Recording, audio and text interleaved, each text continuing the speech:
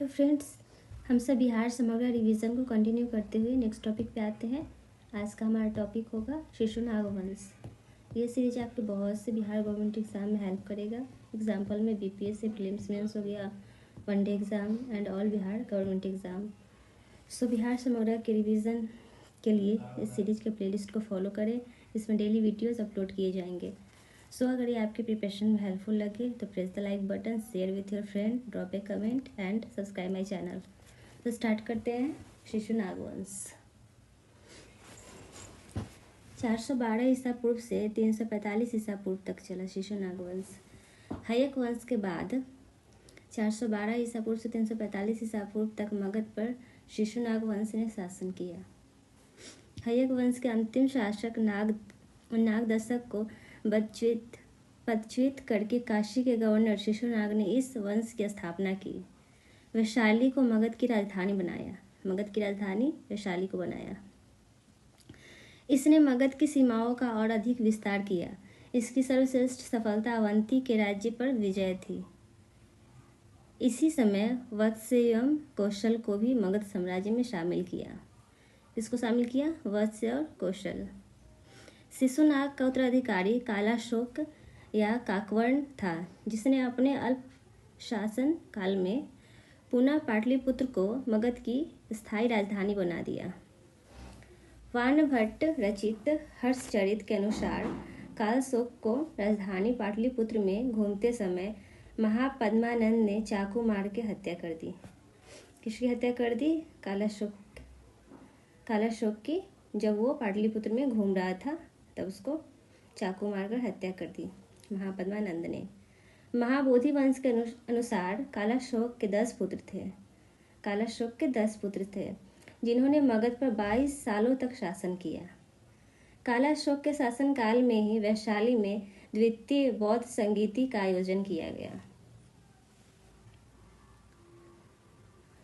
नंद वंश आता है 345 ईसा पूर्व से 322 ईसा पूर्व तक।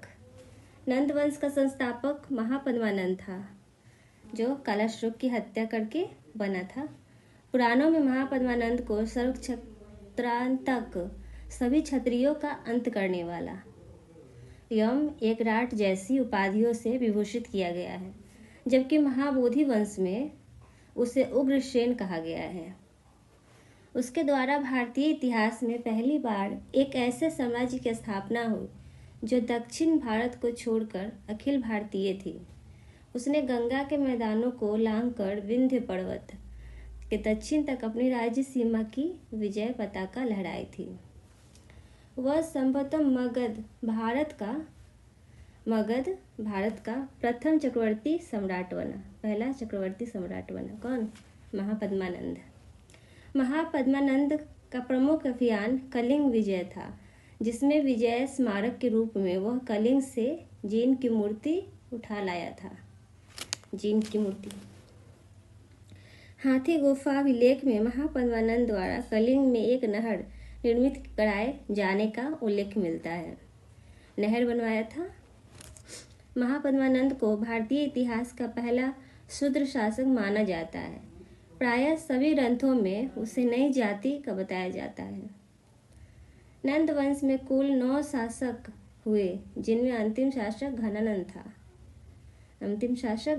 था। 9 शासकों में अंतिम घनानंद था।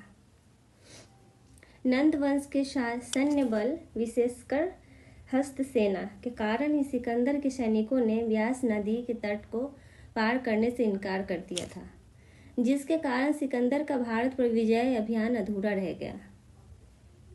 नंद वंशीय राजा जैन धर्म को मानते थे। किस धर्म को मानते थे? जैन धर्म को। शकटार और स्थूलभद्र घनानंद के जैन मतावलंबी अमात्य थे। क्या थे? अमात्य थे। नंद वंश का अंतिम शासक घनानंद था।